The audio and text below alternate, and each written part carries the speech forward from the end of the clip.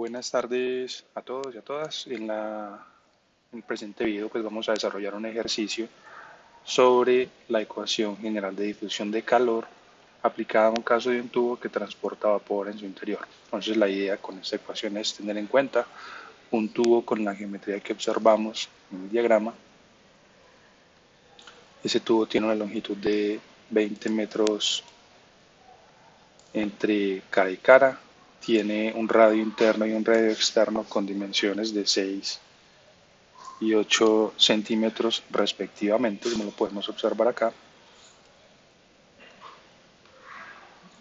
Y vamos a asumir que está fabricado de un material con una conductividad térmica uniforme de 20 vatios por metro Kelvin.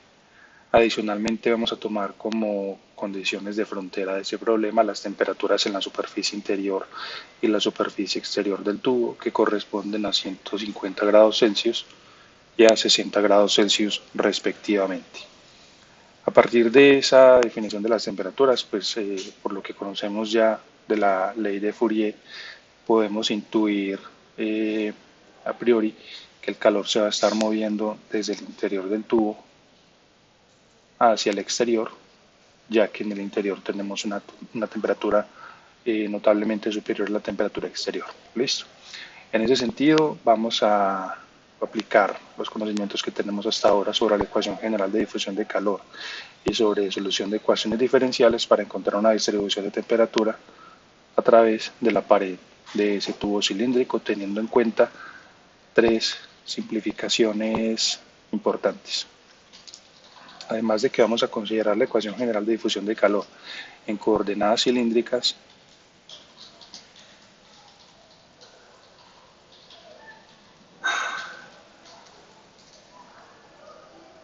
vamos a tener en cuenta las siguientes consideraciones.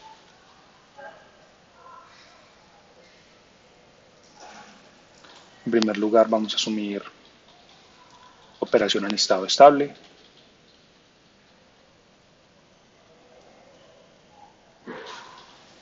Eso implica que todas las propiedades se mantienen constantes con respecto al tiempo, en particular la temperatura, y por esa razón el término transitorio de nuestra ecuación de difusión de calor se vuelve cero.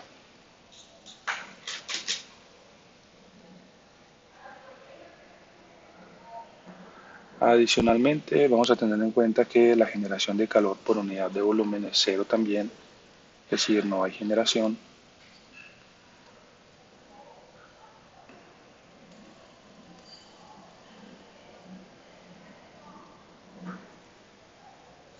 Aquí me faltó ubicar el cero también. Entonces, como no hay generación de calor, el último término del lado izquierdo también se vuelve cero. Vamos a tener en cuenta un material isótropo,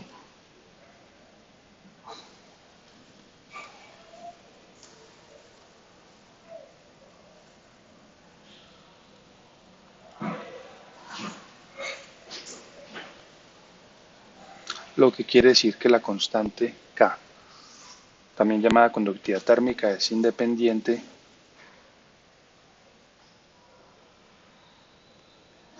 de las coordenadas del problema, que serían R, Phi y Z respectivamente. Y por si no lo habíamos detectado ya, hay una cuarta simplificación que pues está implícita en la descripción del problema, y es el hecho de que las temperaturas interna y externa se sumen uniformes a lo largo del tubo. Por lo tanto, nuestro problema se define como un problema unidimensional. Problema de conducción en 1D.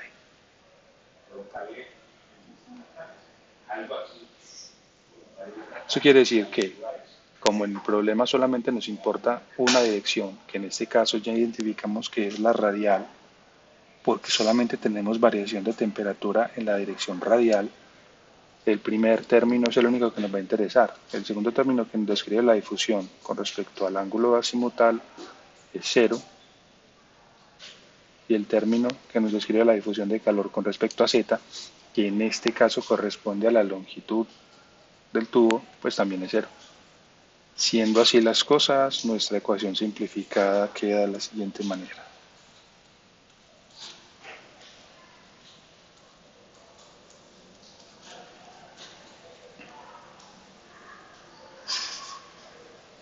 tendríamos 1 sobre r por d de r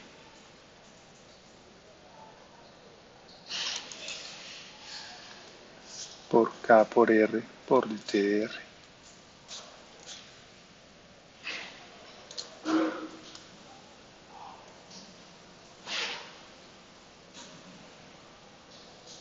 Igual a 0. Entonces acá lo que podríamos hacer para seguir simplificando nuestra ecuación es, por ejemplo, multiplicar por r a ambos lados y observamos que r sobre r se simplifica a 1 y que 0 por r evidentemente pues resulta en 0, de manera que la ecuación quedaría como d de r por k por r de t de r igual a 0. Como en la simplificación número 3 estamos asumiendo que la conductividad térmica es uniforme con respecto a las coordenadas r, phi y z, pues esta k puede salir directamente, puede ser excluida de esta derivada, de manera que nuestra ecuación quedaría de la siguiente manera: k por d de r por r de t de r igual a 0.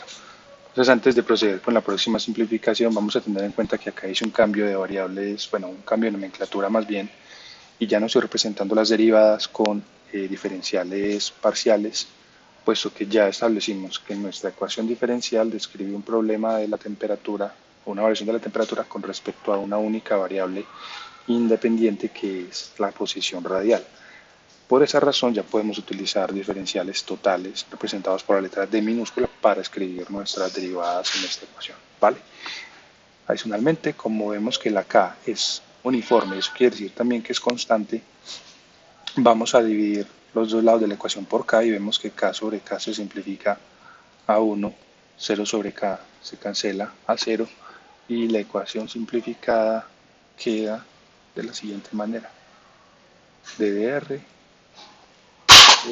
por dt de r igual a 0. Acá nosotros ya tenemos la forma completamente simplificada de la ecuación diferencial, habiéndole ya aplicado cada una de las consideraciones especiales que tenemos para este problema, y nuestra tarea pues será resolver esta ecuación para determinar una función t de r, que acá la estoy señalando, que nos permita a nosotros describir cómo varía la temperatura con respecto a la posición radial. Entonces, lo primero que podemos hacer acá, teniendo en cuenta que tenemos una ecuación diferencial homogénea de segundo orden, pues sería separar estos diferenciales e integrar una primera vez. Entonces tenemos el proceso de solución de la siguiente manera.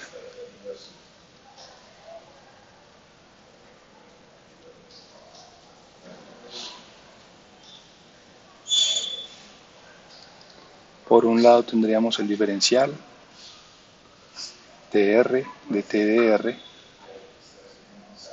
y por el otro tenemos un 0, pues dejamos ese 0 indicando la multiplicación con respecto a este diferencial que está en el lado izquierdo en el denominador, pues pasa el numerador al lado derecho. Tendríamos 0 por dr. Ahora sí, planteamos una integral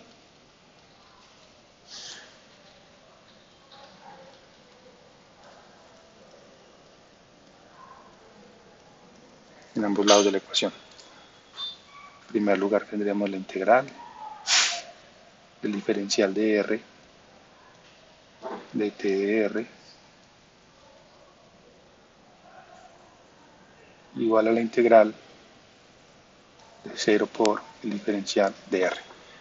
Entonces acá, cuando tenemos siempre una integral de un diferencial, identificando que acá hay un 1 que multiplica, en este caso la integral siempre va a ser a lo que obtengamos al interior de este diferencial. Entonces acá esa integral quedaría como r por dt de r. ¿Cómo hacemos la prueba de esa integral, por así decirlo? Si a este resultado de la integral le sacásemos la derivada con respecto a lo que nos dice el diferencial, pues que obtendríamos un 1. Derivar una variable con respecto a sí misma resulta en un 1. De manera que este sería el resultado de esta primera integral. Hay que tener en cuenta que como esta integral no tiene límites, siempre debemos agregar una constante de integración que por ahora voy a llamar C sub A. Listo. Al lado derecho de la ecuación pues tenemos una situación un tanto diferente en el sentido de que tenemos la integral de un diferencial, pero ese diferencial está multiplicado por cero. Entonces lo que nos tenemos que preguntar es cuál función de R, al ser derivada, resulta en cero.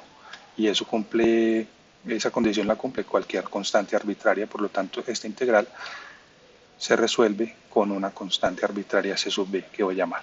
¿Listo?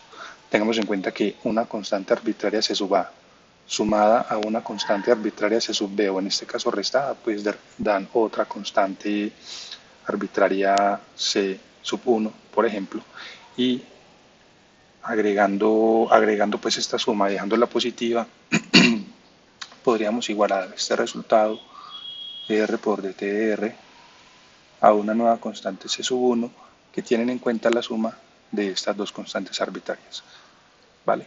Entonces, para ir nosotros acercándonos a lo que es un resultado útil para la ley de Fourier, vamos a separar esta derivada o este gradiente de temperatura de la variable R.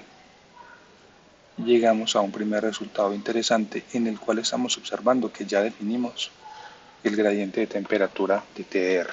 Entonces, si por ejemplo nosotros quisiéramos determinar cuál es la cantidad de calor que está fluyendo en la dirección radial a partir del vapor al interior de ese tubo hacia el exterior, simplemente tenemos que recordar la ley de Fourier, según la cual ese calor es menos K por A por el gradiente de temperatura con respecto a R, y acá simplemente tenemos que reemplazar pues, lo que hemos definido en ese gradiente, que es C1 sobre R. Evidentemente no sabemos cuánto es esta constante de integración, por lo que nos toca seguir integrando nuevamente. Entonces planteamos una segunda integración a ambos lados de la ecuación.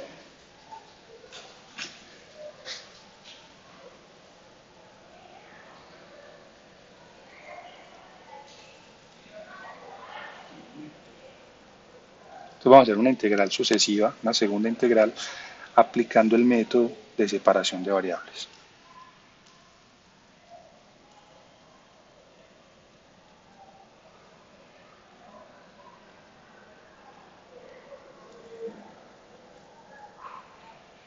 Y según este método de separación de variables, lo que tenemos que hacer a partir de nuestra ecuación diferencial es simplemente dejar al lado izquierdo de la ecuación todo lo que depende de la temperatura, y al lado derecho de la ecuación pues dejamos todo lo que depende del radio, y en este caso el diferencial de radio. ¿Cómo haríamos esto? Simplemente planteando una multiplicación por el diferencial de radio a ambos lados de la ecuación. De esa manera este diferencial se simplifica con este diferencial a 1, y acá quedaríamos con el diferencial de radio y el radio directamente. Entonces esta ecuación tomaría la forma de t igual a c sub 1 sobre r por dr, y luego planteamos la integración. Entonces acá tendríamos la integral del diferencial de temperatura igual a la integral constante de integración c sub 1 por r, dividido por r, por el diferencial de r. Entonces acá tenemos nuevamente un caso similar al que teníamos en la primera integral. Tenemos un 1 multiplicado por un diferencial al cual le estamos aplicando una integral. De manera que esta integral va a ser igual a la variable que tenemos en este diferencial, t. Y como no tenemos límites de integración, tenemos que sumar necesariamente una constante de integración. ¿Listo? La voy a llamar y digamos C sub d. Listo. Y esto va a ser igual al resultado de la integral de este término del brazo derecho de la ecuación, teniendo en cuenta que C sub 1 es una constante, por lo tanto puede excluirse de la integral, y tendríamos finalmente la integral de 1 sobre r por dr, la cual constituye una integral bastante conocida, de hecho en las tablas de integrales de cálculo integral pues vamos a encontrar esa integral estándar, y es igual a logaritmo natural de r. Entonces ese c sub 1 nos va a multiplicar a todo ese resultado. Acá tendríamos logaritmo natural de r Y nuevamente, como esta integral no tiene límites de integración, es necesario que le sumemos esta constante de integración por acá. ¿Listo? Entonces sería C sub D, C sub E, perdón. ¿Listo? Entonces vamos a observar que al nosotros plantear esta integral, quedamos con una función T de la temperatura más una constante de integración C sub D igual a una constante de integración C sub 1 por logaritmo natural de R más una constante de integración C sub 1 que multiplica a esta constante de integración C sub E. Listo. Entonces vamos a hacer nuevamente una sustitución de constantes como este número C sub D y este producto C sub 1 por C sub D. Puede ser cualquier número arbitrariamente escogido. Por simplicidad y claridad lo vamos a agrupar este y estos dos en una nueva constante de integración que vamos a llamar C sub 2. Listo. Por eso reservé el subíndice 1 y 2 para que nos quedara en esta forma final de la ecuación resuelta para describir la variación de la temperatura. Y ya sabemos que entonces esta temperatura va a ser una función de R, porque fijémonos que está dada en términos de R y más específicamente de acuerdo a la función logaritmo natural.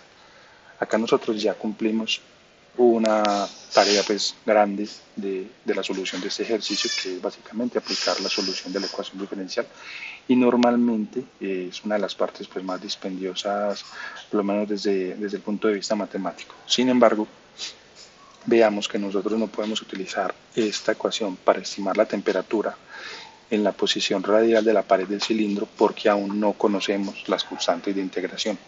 Entonces acá es donde se nos viene de mucho uso un concepto que es el de condición de frontera y según el cual, si me permiten hacer acá un diagrama del problema que estamos describiendo, va a ser una sección arbitraria de ese tubo con vapor al interior. Vamos a tener en cuenta que este es el centro de ese tubito y acá tenemos las paredes sólidas.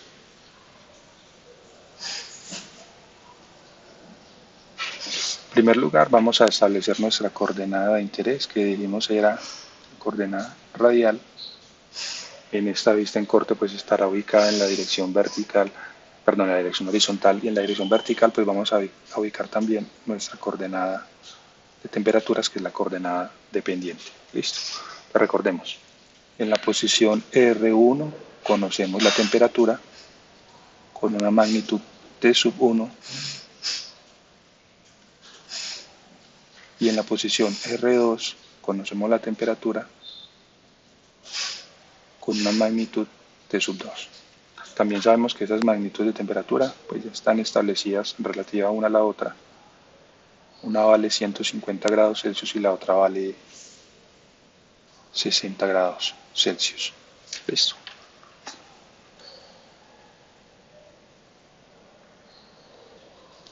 Lo que nosotros podríamos esperar de esta distribución de temperatura es que muestre un perfil decreciente que, como tiene un logaritmo natural involucrado en su definición, pues muy seguramente no va a ser una línea recta, ¿cierto? Va a ser una línea curva con una concavidad hacia arriba. Y para poder determinar específicamente cuál es la curva, pues tenemos que aplicar estas dos condiciones. Entonces tenemos una condición de frontera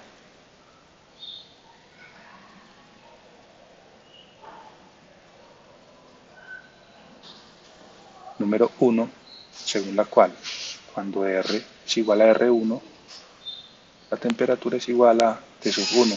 Entonces, ¿qué hacemos nosotros con esta condición de frontera? Venimos a reemplazar esta definición de la solución general que acabamos de hallar, T sub R, evaluada en R1. Pues ahí, según lo que estamos observando, esta distribución de temperatura evaluada en R1 sería C1 por logaritmo natural de R1 más C2. Y por definición de la condición de frontera tipo Dirichlet, porque estamos especificando un valor de la variable dependiente, eso tiene que ser igual a T sub 2. Entonces acá tenemos una primera ecuación auxiliar para nosotros determinar las dos constantes de integración. A esta la vamos a llamar la ecuación número 1. En la condición de frontera número 2, ¿qué tenemos?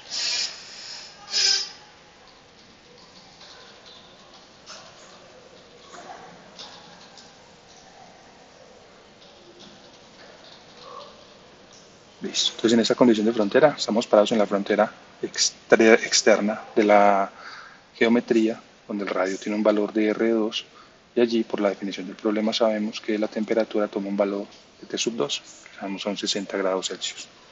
De manera que si nosotros evaluamos la distribución de temperatura en esa frontera, en R igual a 2, vamos a ver que toma un valor de C sub 1 por logaritmo natural de R2 más C sub 2,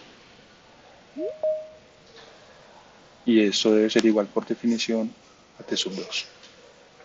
Entonces acá tenemos la segunda ecuación auxiliar para determinar las condiciones de frontera, perdón, las constantes de integración a partir de las condiciones de frontera.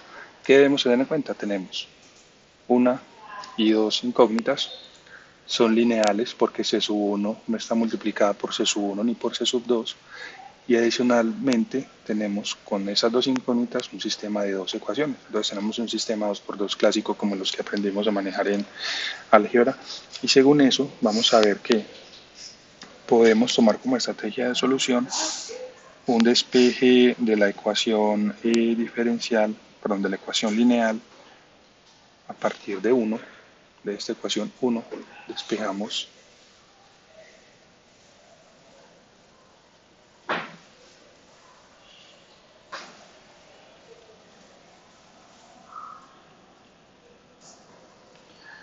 C sub 2, que es la más fácil de despejar según lo que estamos viendo acá porque no está multiplicado por una constante diferente de 1. Entonces, según eso, C sub 2 vendría a ser igual a T sub 2 menos C1 por logaritmo natural de R1. A esta ecuación la vamos a llamar por ahora 3. Entonces tenemos todavía la ecuación número 2 que no hemos utilizado y tenemos de la ecuación 3 una expresión para C sub 2. De manera que podemos reemplazar toda esta expresión en C sub 2 tal y como lo estamos viendo en la ecuación número 2. Esto sería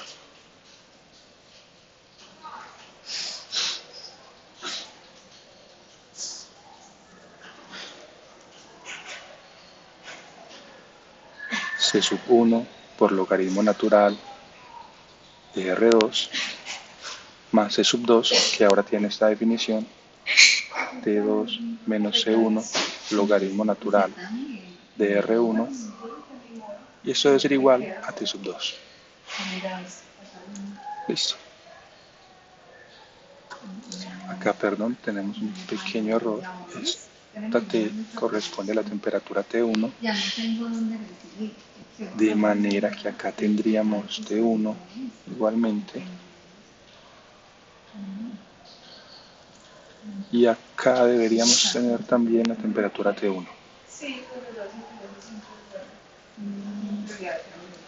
¿Listo?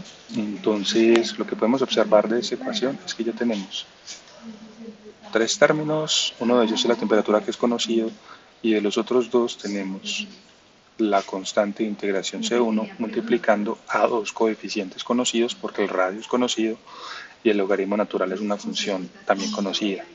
Acá lo que podremos hacer entonces es obtener un factor común C1 que multiplique a logaritmo natural de R2 menos logaritmo natural de R1,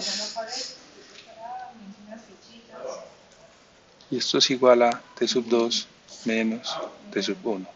¿Listo?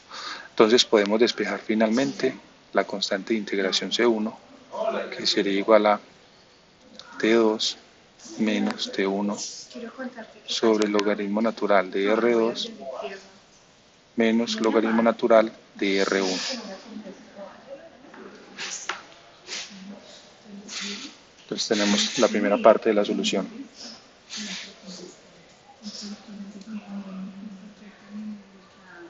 Como tenemos a sub 1, ya podemos regresar entonces a la definición que teníamos en la ecuación 3 y reemplazamos para obtener C sub 2. Entonces en 3 reemplazamos y recordamos que en C sub 3, perdón, en la ecuación 3 definimos C sub 2 como la temperatura número 1 en la pared interna del cilindro menos C1 por logaritmo natural de 1, pero C1 tiene este valor que le acabamos de asignar, T2 menos T1 sobre logaritmo natural de R2 menos logaritmo natural de R1 que multiplica al logaritmo natural de R2. O sea, en este momento tenemos de R1, perdón, que multiplica el logaritmo natural de R1. ¿Listo? Entonces acá tenemos E sub 2.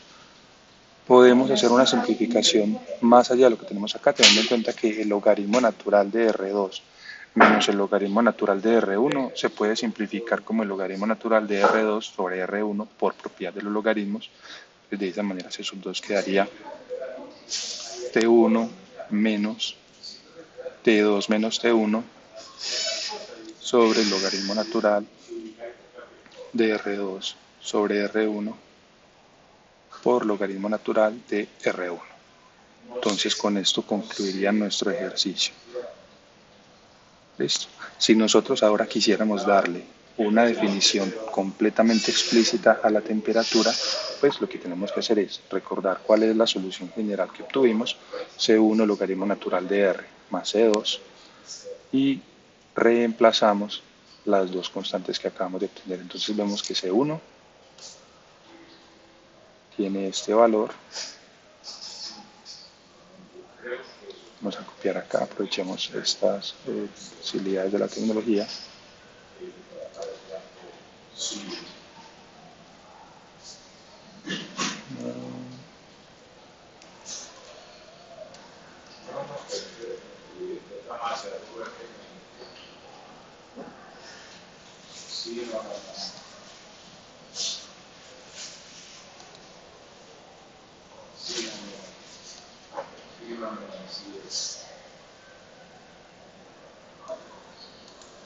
Sí, eso es más.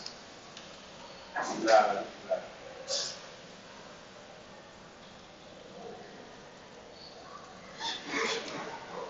Ahora sí lo arrastramos. Lo pegamos por acá.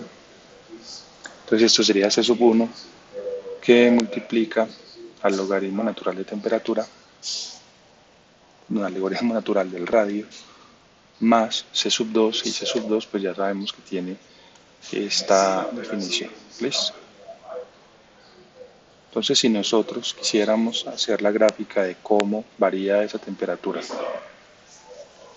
a lo largo del radio de la pared del cilindro, pues básicamente lo que hay que hacer es definir las constantes de integración pues en un programa como Excel o manualmente, reemplazarlas acá y luego darles valores a la posición radial, y esta sería la forma final de nuestra distribución de temperatura. Permítanme, yo reemplazo estos dos valores acá. Recordemos que eso también lo podemos simplificar de acuerdo a las propiedades de los logaritmos. Tendríamos logaritmo natural de R1, perdón, de R2 sobre R1. Acá tenemos la temperatura de sub 1 y creo que ahí estamos listos ya con la solución de este problema.